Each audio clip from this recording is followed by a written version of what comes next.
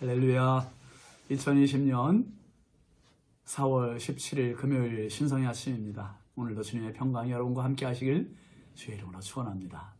오늘 함께 할 찬송은 351장입니다. 믿는 사람들은, 제가 가사 불러드릴게요. 믿는 사람들은 주의 군산이 앞서가신 주를 따라갑시다. 우리 대장 예수 길을 들고서 접전하는 곳에 가신 것 보라. 믿는 사람들은 주의 군산이 앞서가신 주를 따라갑시다. 2절. 원수마귀 모두 쫓겨가기는 예수 이름 듣고 겁이 남이라. 우리 찬송 듣고 지옥 떨리니 형제들아 주를 찬송합시다. 3절. 세상 나라들은 멸망당하나 예수 교회 영영 왕성하리라. 마귀 권세 감히 해치 못함은 주가 모든 교회 지키심이라. 4절. 백성들아 와서 함께 모여서 우리 모두 함께 개가 부르세.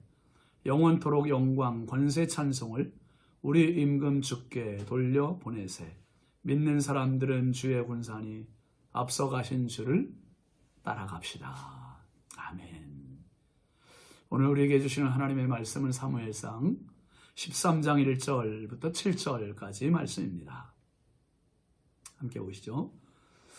사울이 왕이 될 때에 40세라. 그가 이스라엘을 다스린 지 2년에 이스라엘 사람 3,000명을 택하여 그 중에서 2,000명은 자기와 함께 믹마스와 베델산에 있게 하고 1,000명은 요나단과 함께 베냐민 기브아에 있게 하고 남은 백성은 각기 장막으로 보내니라. 요나단이 게바에 있는 블레셋 사람의 수비대를 치매 블레셋 사람이 이를 들은지라. 사울이 온 땅에 나팔을 불어 이르되 히브리 사람들은 들으라 하니 온 이스라엘이 사울이 블레셋 사람들의 수비대를 친 것과 이스라엘이 블레셋 사람들의 미움을 받게 되었다 함을 듣고 그 백성이 길갈로 모여 사울을 따르니라. 블레셋 사람들이 이스라엘과 싸우려고 모였는데 병거가 3만이요 마병이 6,000명이요 백성은 해변에 모래같이 많더라. 그들이 올라와 베다웬 동쪽 믹마스에 진침해 이스라엘 사람들이 위급함을 보고 절박하여 굴과 숲풀과 바위 틈과 은밀한 곳과 웅덩이에 숨으며 어떤 히브리 사람들은 요단을 건너 갓과 길르앗 땅으로 가되 사울은 아직 길갈에 있고 그를 따른 모든 백성은 떨더라. 아멘. 오늘 말씀 제목은 용기입니다. 용기.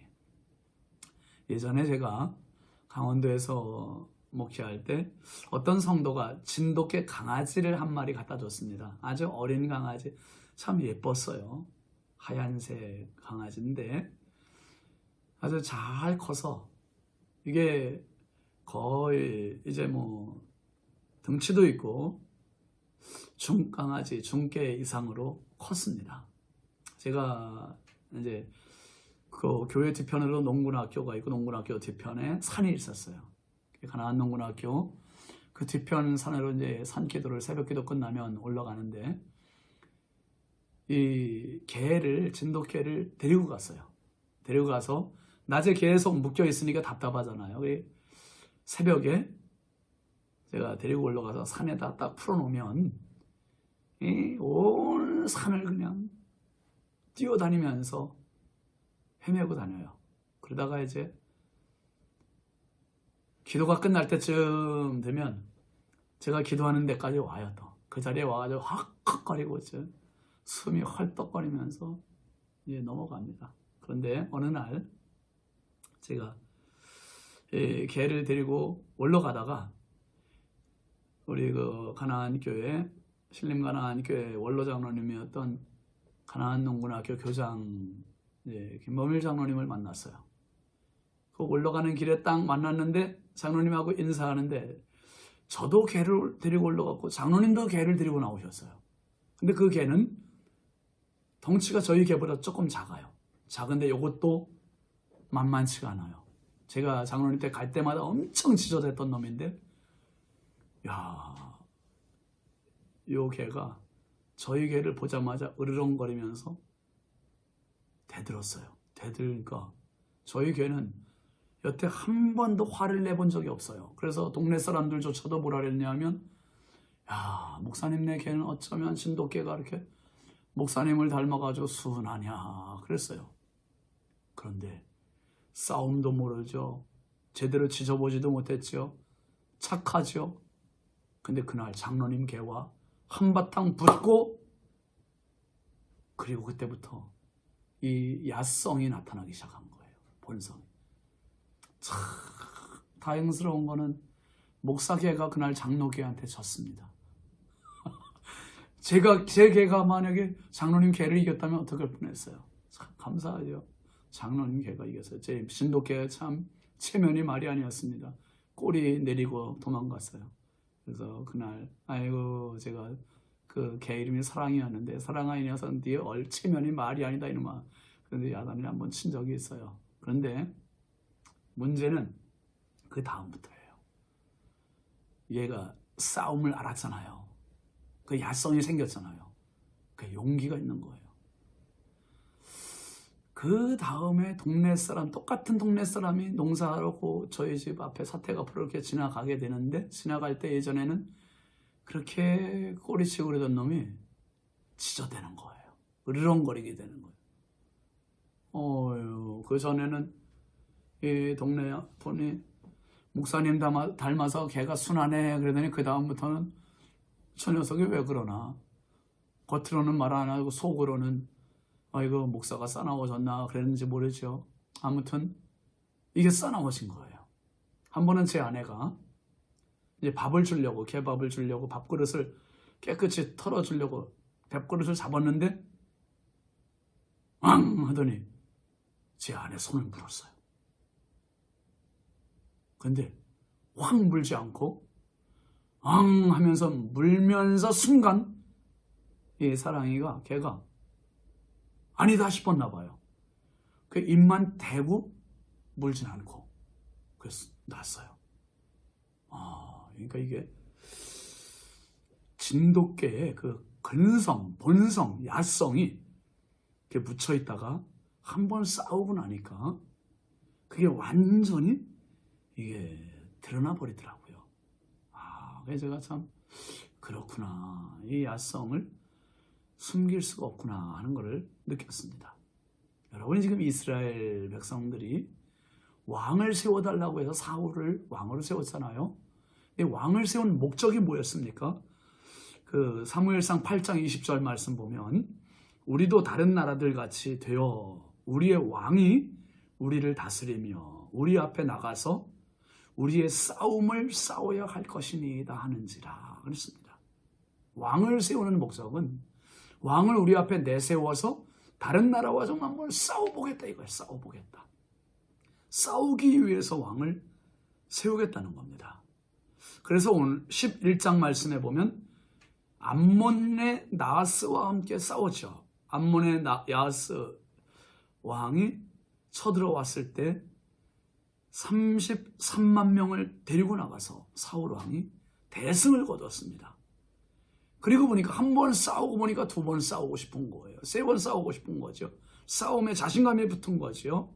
명실상부한 왕정의 시작과 전쟁의 승리로 또 다른 전쟁에 대한 욕심이 생긴 겁니다. 오늘 본문 2절 말씀에 보면 2절과 3절 한번 같이 보시죠. 이스라엘 사람 3,000명을 택하여 그 중에서 2,000명은 자기와 함께 믹마스와 베델 산에 있게 하고 1,000명은 요나단과 함께 베냐민 기브아에 있게 하고 남은 백성은 각기 장막으로 보내니라. 요나단이 게바에 있는 블레셋 사람의 수비대를 치매 블레셋 사람이 이를 들은지라. 사울이 온 땅에 나팔을 불어 이르되 히브리 사람들은 들으라 하니. 블레셋 수비대를 쳤다고 했어요. 1,000명을 사울의 아들 요나단이 지휘하고 2,000명은 사울이 지휘를 하는데 1,000명인 이 요나단의 부대가 블레셋의 수비대를 공격을 했습니다. 여러분, 이 수비대라는 말은 블레셋이 지금 이스라엘을 지배하는, 전체를 다 지배하는 게 아니라 일부분을 지배를 하고 있습니다. 간접 지배를 하고 있습니다. 그런데 그 이스라엘 땅에 들어와서 주둔하고 있는 블레셋 부대, 그것을 바로 수비대라고 이야기하는 겁니다. 예를 들면 우리나라가 일제강점기 때 일본 군사들이 우리나라에 들어와서 주둔하고 있습니다. 지금 주한 미군들이 우리나라에 주둔하는 것처럼 일본의 군사들이 주둔하고 있는 거예요. 그런데 독립군들이 가서 그 일본 주둔하는 일본 군들을 공격했다. 그러면 일본의 군인들이 더 많이 와서 우리 독립군들을 죽이거나 공격하게 될 겁니다. 마찬가지로 지금 요나단의 그 부대 1,000명이 블레셋 수비대를 침략을 공격해버렸어요. 공격해버리니까 블레셋에 있는 본대가 이 소식을 듣고 화를 냅니다. 분노합니다. 그리고 이것이 이스라엘이 우리를 향한 선전포고다, 이렇게 생각하고 전쟁을 하게 됩니다. 근데 사울이 이스라엘 백성들을 향해서 소집령을 내렸는데 몇 명이 모였냐 하면 4절 말씀 보시죠. 온 이스라엘이 사울이 블레셋 사람들의 수비대를 친 것과 이스라엘이 블레셋 사람들의 미움을 받게 되었다 함을 듣고 그 백성이 길갈로 모여 사울을 따르니라. 사울을 따랐는데 모였던 사람들이 2,000명이었고 베냐민에게 1,000명이었고 3,000명 그 이상 조금 더 모인 거지요. 상황이 이렇게 되자 일촉즉발의 전쟁 분위기가 고조되었습니다. 이스라엘도 모였고 모여서 전쟁 준비 태세를 하고 블레셋도 모여서 진을 치고. 그런데 여러분 보세요. 5절 말씀 한번 볼까요? 블레셋 사람들이 이스라엘과 싸우려고 모였는데 병거가 3만이요 마병이 6,000명이요 백성은 해변에 모래같이 많더라. 그들이 올라와 베다웬 동쪽 믹마스에 진침해. 여러분 지금 이스라엘은 3,000명 고작 3,000명 모였는데 지금 블레셋 사람들은 병거가 3만, 마병이 6,000명, 백성들은 해변에 모래같이 많고 중과부족이에요. 지금 게임이 안 되는 거예요. 어마어마하게 많은 블레셋 사람들이 모여왔습니다. 이들이 이스라엘을 향해 분노하며 전쟁을 하려고 하고 있어요. 이스라엘은 지금 고작 3,000명인데 잘못 건드린 거죠. 잘못 건드렸어요. 결국 여러분 제가 예전에 또 벌 농사를 해봤어요. 벌 농사, 벌집. 근데 여러분 벌은 잘못 건드리면 큰일 납니다. 제가 벌에 참 많이 쏘여봤어요. 근데 여러분 꿀을 먹겠다고 벌집을 잘못 건드리면 그 안에는 벌이 한 마리가 있는 게 아니에요. 2마리가 있는 게 아니에요. 어마어마하게 많은 벌떼가 그 속에 있다가 다 나와서 집중 공격을 해버려요. 그럼 완전 그냥 몸이 눈탱이 밤탱이 되는 겁니다. 그냥 다 퉁퉁 보여요. 머릿속까지 벌들이 들어와서 참 고생한 적이 있었어요. 여러분 지금 이스라엘 백성들이 블레셋을 공격한 건 바로 그런 격이 되는 겁니다. 6절과 7절 말씀 한번 볼까요? 의기양양했던 이스라엘 백성들이 어떻게 됐는지 보시죠. 이스라엘 사람들이 위급함을 보고 절박하여 굴과 수풀과 바위 틈과 은밀한 곳과 웅덩이에 숨으며 어떤 히브리 사람들은 요단을 건너 갓과 길르앗 땅으로 가되 사울은 아직 길갈에 있고 그를 따른 모든 백성은 떨더라 그랬습니다. 모든 백성들이 웅덩이에 숨거나 떨거나 도망가거나, 이게 지금 전쟁하는 사람들의 모습입니다. 적군의 숫자와 군사력에 완전히 기가 죽어버린 거죠. 우리나라가 6.25 전쟁 때 왜 북진 통일을 못했습니까? 북으로 쭉쭉쭉쭉 올라가다가 일사후퇴해버려요. 1월 4일 날 전격적으로 후퇴를 합니다. 왜요? 북한군 때문이 아니에요. 중공군들이 갑자기 밀어닥치는데 인해 전술로 정말 숫자를 알 수 없는 어마어마한 숫자가 밀고 나오니까 그 인해 전술 앞에 모두 후퇴해서 북진 통일을 이루지 못하고 다시 남하하게 되었지 않았습니까? 여러분 지금 이스라엘 백성들은 블레셋을 보자마자 숨고 떨고 도망가고, 우리는 상대적인 두려움이나 근심이나 불안에 사로잡히는 경우가 너무 많습니다. 조금 어려워도, 조금 무서워도, 조금 두려워도, 조금 불안해도 벌벌벌벌 떨고, 여러분, 상대가 나보다 크면 두려워지고, 상대가 나보다 크면 두려워지고, 상대가 나보다 실력이 있으면 두려워지고 주눅들고, 이게 우리의 모습입니다. 진정한 모습은, 진정한 용기는 그래서 내 속에서 나오는 게 아니에요. 내 속에서 나오는 게 아니라 하나님으로부터 나오는 겁니다. 여러분, 이제 조금 있으면 보겠습니다만은 사무엘상 17장으로 가보면 다윗이 골리앗을 상대하는 장면 나오잖아요. 이스라엘 모든 군사들은 다 숨어 벌벌벌벌 떨고 있는데 어린 다윗이 골리앗 앞에 나갔을 때는 체격으로 보면 상대가 안 되잖아요. 근데 다윗은 기가 죽지 않아요. 왜요? 자기 속에서 나온 용기가 아니었어요. 하나님이 주시는 용기였습니다. 용기. 하나님의 말씀은 계속해서 우리에게 주시는 말씀은 이겁니다. 두려워하지 말아라. 걱정하지 말아라. 근심하지 말아라. 여러분, 담대하라. 이 하나님 우리에게 주시는 유일한 말씀이요, 계속적인 말씀입니다. 진정한 용기는 내 속에서 나오는 게 아니라 위로부터 내려지는 것임을 믿으시길 바랍니다.